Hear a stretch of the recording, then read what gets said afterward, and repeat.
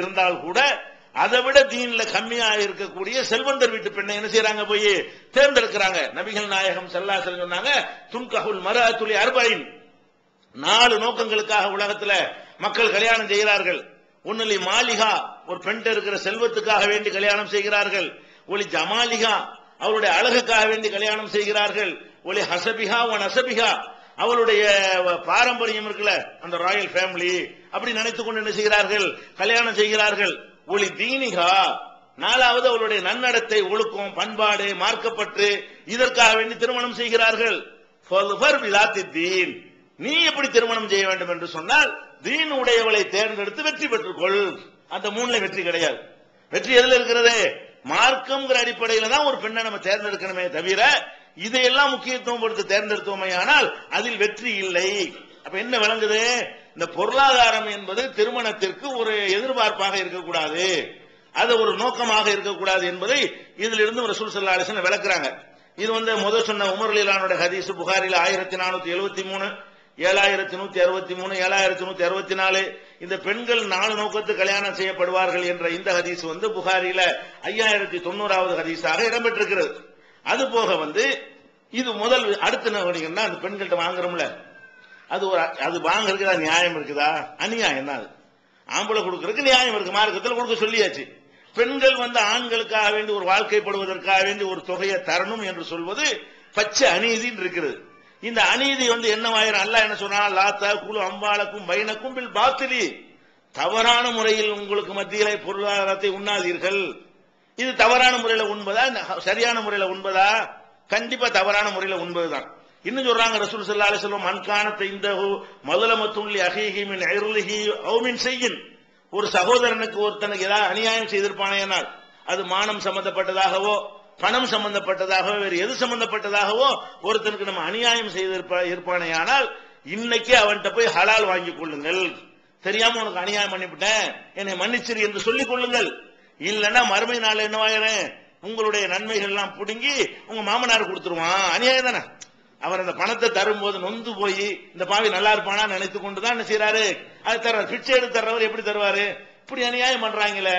பொண்ணை கொடுத்து இங்க உட்கார்ந்து என்ன செய்வாங்க, திட்டிக்கிட்டு இருப்பாங்க. பொண்ணை பெத்தவங்க என்ன செய்வாங்க, கூட கொடூரமான சமுதாயமா இருக்க மக்களா இருக்கிறாங்களே, மாப்பிள்ளைய அப்பனை பத்தி எல்லாம் என்ன செய்வாங்க, உள்ளுக்குள்ள திட்டிக் கொண்டிருப்பார்கள்.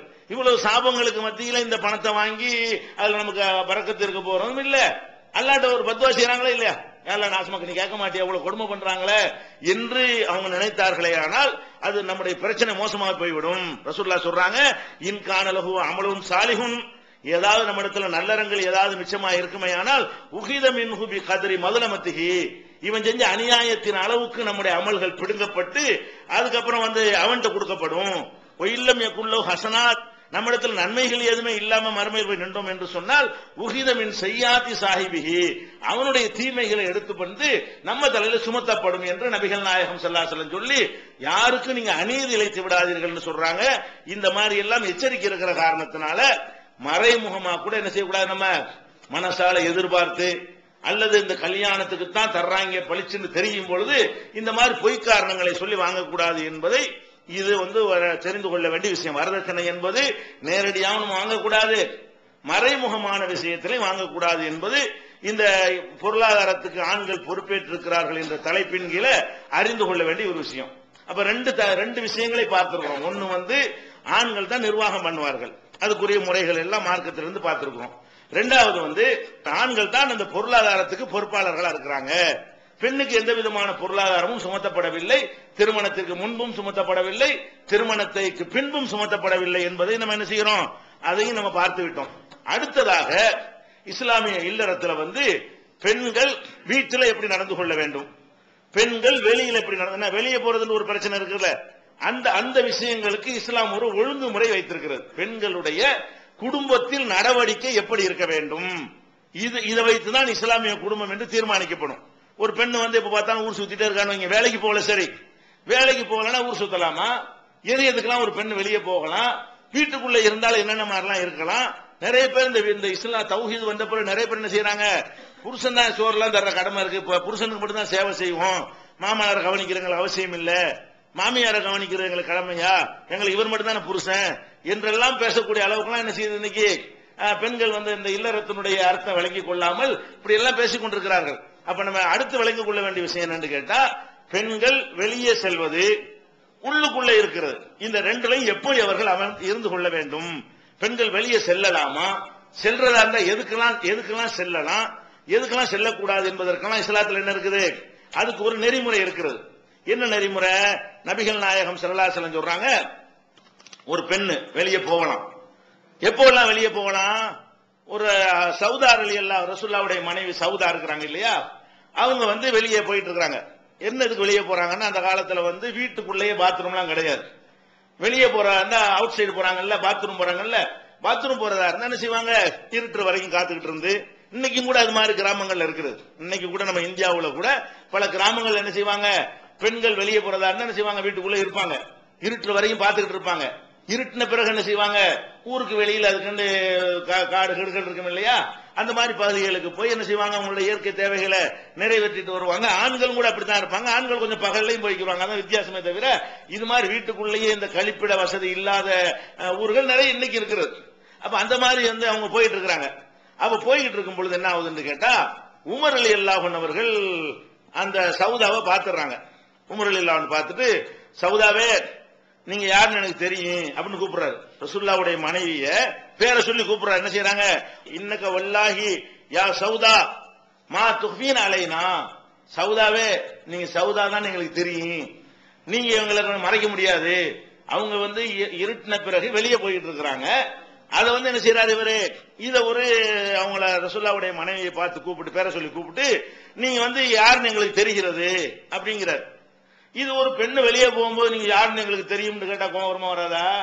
சௌதா ரலியல்லாஹு அன்ஹு சரியான கோவம் வந்து என்ன செய்யறாங்கன்னா, ரசூல் ஸல்லல்லாஹு அலைஹி வஸல்லம் உடனே திரும்பி வந்து, இந்த மாதிரி சம்பவம் நான் வெளியே போகும்போது சௌதாவே உன்னை யாருன்னு எனக்கு தெரியும் அப்படின்னு உமர் கேட்டுவிட்டாரு. அப்ப ரசூல் ஸல்லல்லாஹு அலைஹி வஸல்லம் சௌதா ரலியல்லாஹு அன்ஹு மனைவி வந்து சொன்னோன்னே அப்படி யோசிச்சுட்டே இருந்து என்ன பண்றாங்க, அவங்களுக்கு அல்லாஹ்விடம் இருந்து ஒரு செய்தி வருது. வந்தோன்னு என்ன செய்யறாங்கன்னு கேட்டா, கது அதினல்லாஹு லகுன்ன அன் தஹ்ருஜுன லி ஹவாயிதிகுன்ன, உங்களுடைய தேவைகளுக்காக நீங்கள் வெளியே செல்வதற்கு அல்லாஹ் அனுமதித்திருக்கிறான். அவர் விரும்பின மாதிரிலாம் சொல்ல முடியாது. உமர் ரலியல்லாஹு அன்ஹு விரும்பின மாதிரிலாம் நம்ம சட்டம் போட முடியாது. ரசூலுல்லாஹ் என்ன பண்ணிட்டாங்க, உங்களுடைய தேவைகள், தேவைன்னா எல்லாம் பொதுவான வார்த்தையை பயன்படுத்துறாங்க. தேவைன்னா கழிப்பிட வசதியும் தேவைதான். ஒரு கடை கண்ணில பக்கத்தில் ஒரு ஜாமான் வாங்க வேண்டி இருக்கிறது, அதுக்காக வேண்டி வெளியே போய் வாங்கலாமா? தேவை தானே, தேவை இருக்கணும். சும்மா ஊர் சுத்துறதுக்குன்னு போறது இருக்குல்ல, அது இருக்கக்கூடாது. ஊர் சுத்துறதுக்குன்னு போறதா இருந்தா கணவரோட சேர்ந்தாமல் சுத்தணும். அது கணவருக்கு அந்த கடமை பின்னாடி இருக்கு. கடமை எப்படி அழகான இல்ல நடத்தணும் என்பதுல அது கணவருக்கும் கடமை இருக்குது. பொழுதுபோக்குக்காக கூட்டிட்டு போறதெல்லாம் இருக்கிறது. இவங்களா போறதா இருந்தார்களே ஆனால் என்ன செய்யணும்? அந்த மாதிரியான ஒரு தேவைகள் இருந்தால், அவசியமான விஷயங்களாக இருந்தால் அதுக்கு போகலாம். பள்ளிக்கூடத்தில் பிள்ளைய கொண்டு விட வேண்டி இருக்குது, அது தேவை. பிள்ளை சின்ன பிள்ளை தானே அனுப்ப முடியுமா? அது யாருமே துணைக்கு இல்லை. ஆம்பளை கூட்டு போயிருவாங்க. ஆம்பளை இல்லைன்னா ஒரு தாய் தன்னுடைய பிள்ளைய கொண்டு என்ன செய்யலாம்? பள்ளிக்கூடத்தில் கொண்டு விட்டுட்டு வரலாம்.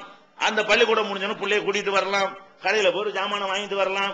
அது மாதிரியான ஒரு அவசியமான விஷயங்கள் இருக்குன்னு வைங்களேன். தேர்தலில் ஓட்டு போட போறாங்க, புருஷன் வெளிநாட்டில் இருப்பாரு, ஓட்டு போட கூடும், அதெல்லாம் கேள்வி வரும்ல. அதெல்லாம் தேவை தானே. வாக்களித்தல் என்பது ஒரு தேவை, சமூக தேவை. அப்ப நான் ஒரு சமூக பாதுகாப்புக்கு அவசியம், உரிமை. இந்த மாதிரியான தேவைகள் இருக்குமையானால், இந்த மார்க் என்ன சொல்லுது? தேவைகள் இருக்குமையானால் பெண்கள் வெளியே செல்வதற்கு அல்லாஹ் அனுமதித்து விட்டான் என்று இந்த உமர் ரலியல்லாஹு அன்ஹுடைய அந்த சீண்டலுக்கு பிறகு நபிகள் நாயகம் ஸல்லல்லாஹு அலைஹி வஸல்லம் சொன்னார்கள் என்ற செய்தி புகாரியில 147வது ஹதீஸ், 4795, 5237, 6240 இந்த நம்பர்கள்ல எல்லாம் இந்த சம்பவம் வந்து இடம்பெற்றிருக்கிறது. அப்ப பெண்கள் வந்து வெளியே போறதையும் மட்டும் சில ஆட்கள் சொல்லுவாங்க, வெளியே போக கூடாது. வெளியேன்னா ஊருக்குள்ள, வெளியூர் அல்ல, வெளியூருக்கு தனி சட்டம் இருக்கிறது. ஊருக்குள்ள தேவைகள் இருக்குமே, ஆனால் அதுக்கு வெளியே போறதுக்கு வந்து இதுக்கு பெண்களுக்கு உரிமை இருக்கிறது. அதை வந்து ஆண்கள் என்ன செய்யக்கூடாது? தடுக்கக்கூடாது. தேவை இருந்தால், காரணம் இருந்து போனார்களே ஆனால் அதெல்லாம் தப்பு கிடையாது. அதே மாதிரி நபிகள் நாயகம் ஸல்லல்லாஹு அலைஹி வஸல்லம் அவங்க கூட போர்க்களத்துக்கு போகும்போது என்ன செய்வாங்க? பெண்கள் எல்லாம் கூட்டிட்டு போவாங்க. பாத்திமா ரலியல்லாஹு அன்ஹா போருக்கு போயிருக்கிறாங்க. உம்மு ஹராம் அவங்க போருக்கு போயிருக்கிறாங்க. உம்மு அத்தியாங்கிறவங்க போருக்கு போயிருக்கிறாங்க. அது மாதிரி ரசூலுல்லாஹ்வுடைய மனைவிமார்கள் போர்க்களத்துக்கு போயிருக்கிறாங்க. போய் என்ன பண்ணிருக்கிறாங்க? காயம்பட்ட வீரர்களை வந்து புடிச்சுக்கிட்டு வருவாங்க. பெண்களா பெண்களை சேர்ந்து யுத்தம் செய்ய முடியாது. ஆண்கள் இந்த வேலையை செஞ்சாங்கன்னா வீரர்களுக்கு பற்றாக்குறை ஏற்பட்டு போயிடும். இந்த வேலைக்கு ஆண்களை இறக்கி விட்டோம்னு சொன்னா களத்தில் நின்று போராடக்கூடிய நம்பர் குறைஞ்சு போய்விடும். அதனால ரசூல் ஸல்லல்லாஹு அலைஹி வஸல்லம் என்ன பண்றாங்க, ஆண்கள் பூரா வந்து இதுலதான் நிக்கணும், இந்த ஆள்க விழுந்துட்டா அந்த வழியில நீங்க பார்க்க கூடாது, அது லேடிஸ் பாத்துக்குருவாங்கன்னு சொல்லி மருந்து போடுறது, காயம் பட்டவங்களுக்கு தண்ணி கொடுக்கிறது, தூக்கிட்டு போய் அப்புறப்படுத்துறது, பாடி அப்புறப்படுத்துறது, இந்த வேலைகள்லாம் யார் செய்வா? பெண்கள் செஞ்சிருக்கிறாங்க. இதெல்லாம் ஒரு வேலைக்கு தானே போயிருக்கிறாங்க. இது ஒரு முக்கியமான பணிதானே, சமுதாயத்தை பாதுகாக்கக்கூடிய ஒரு பணி வரும் பொழுது அதற்காக நபிகள் நாயகம் ஸல்லல்லாஹு அலைஹி வஸல்லம் அவர்களே பெண்களை எல்லாம் அழைத்து சென்றிருக்கிறார்கள் என்கிற ஒரு செய்தியை புகாரியில 324வது ஹதீஸ், 980, 1652 இதுல எல்லாம் பார்க்கிறோம். அதனால பெண்கள் வந்து எந்த ஒரு தேவை மார்க்க அனுமதிக்கிற தேவைகளா இருக்குமே, ஆனால் அந்த தேவைகளுக்காக என்ன செய்யலாம், சினிமா பார்க்கறதுலாம் வெளியே போறாங்க, அதெல்லாம் அனுமதிக்க கூடாது. தேவையான்னு கேட்கணும். புருஷன் எப்படி கண்காணிக்கணும், வெளியே போறேன்னா என்ன தேவைக்கு நீ போற, அது தேவைதானான்னு பார்க்கணுமா இல்லையா? தேவையற்ற விஷயத்துக்கு போனாங்கன்னா கணவர் தடுக்கலாம், நீ போகக்கூடாது, இதுக்கெல்லாம் போகக்கூடாது, அங்க போறேன் இங்க போறேன். சில பேர் டெய்லி ஒரு பொம்பளை வேணும் பக்கத்துல உட்காந்து புறம் பேசிட்டே வருதுன்னு வைங்களேன், இது புருஷனுக்கு தெரிஞ்சா தடுக்கலாம். ஏன் டெய்லி உட்காந்து புறம் பேசிட்டு வர, என்ன நன்மை இதுல, தேவைண்டா போ, ஒரு காரியம் நோக்கம் இருந்தா போ, எதுக்கு போய் பக்கத்துல உட்காந்துக்கிட்டு போற, இது ஒரு தேவையா, இது ஒரு லட்சியமா நமக்கு என்றெல்லாம் கேட்கலாம். அப்ப அவங்க தேவையை சொல்லிட்டாங்கன்னு சொன்னா அந்த ரைட் மார்க்கத்தில் இருக்கிறதுனால கணவர் என்ன செய்யக்கூடாது, தடுக்க கூடாது. தேவைக்காக போனா என்ன செய்யணும், ஒத்துக்கொள்ள வேண்டும். அது ஒரு விஷயம் இருக்குது. ஆனா தேவைக்கு செல்லும் பொழுது அதுல சில ஒழுங்குகள் இருக்கிறது. தேவைக்கு வெளியே போகும் பொழுது எப்படி போகக்கூடாது, ரொம்ப அதை ஈர்க்கிற மாதிரியான ஒரு ஆடை அணிந்து கொண்டு, ரசூல் ஸல்லல்லாஹு அலைஹி வஸல்லம் சொல்றாங்க, 2 கூட்டத்தினர்களை நரகவாசிகள் அவர்கள் இன்னும் நான் பார்க்கவே இல்லை, இனிமேதான் தோன்றுவார்கள்.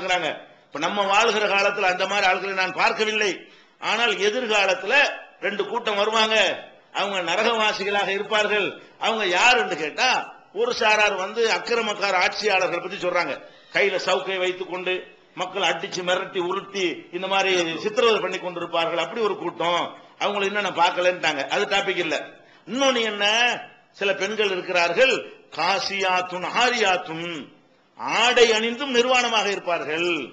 ஆடை அணிஞ்சிருப்பாங்க ஆனா நிர்வாணமாக இருப்பார்கள் அப்படிங்கிறாங்க. இது இவங்க நரகவாசிக்கலாம். ஆடை அணிந்து நிர்வாணம்டா என்ன, ஆடை அணிந்து நிர்வாணத்துக்கு பல அர்த்தம் இருக்கிறது. ஆடை வந்து கண்ணாடி மாதிரி அணிஞ்சாங்கன்னு வைங்க, கண்ணாடி மாதிரி அணிஞ்சா அவங்களுடைய உள்ள எதை மறைக்கணுமோ அதை தெரியும்.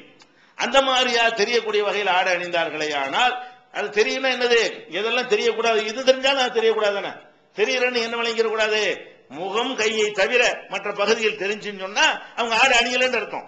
அப்ப ஆடை சேலை அணிஞ்சு வெளியே போறாங்கன்னு வைங்க, இது ஒரு ஆடையா, வெளியே போவதற்குரிய ஆடையா சேலை என்பது? சேலை என்பது வெளியே போவதற்குரிய ஆடையே கிடையாது. ஏன், சேலை அணிஞ்சாங்கன்னு சொன்னா கண்டிப்பா என்ன செய்யும், இடுப்பு நல்லா தெரியும், கழுத்து நல்லா தெரியும், முதுகுல அது முதுகு தெரியும். தெரியாட்டா கூட என்ன செய்வாங்க, ஓட்டெல்லாம் போட்டு வச்சிருப்பாங்க தெரியறதுக்காக வேண்டி, ஜன்னல்லாம் போட்டு வச்சிருப்பாங்க.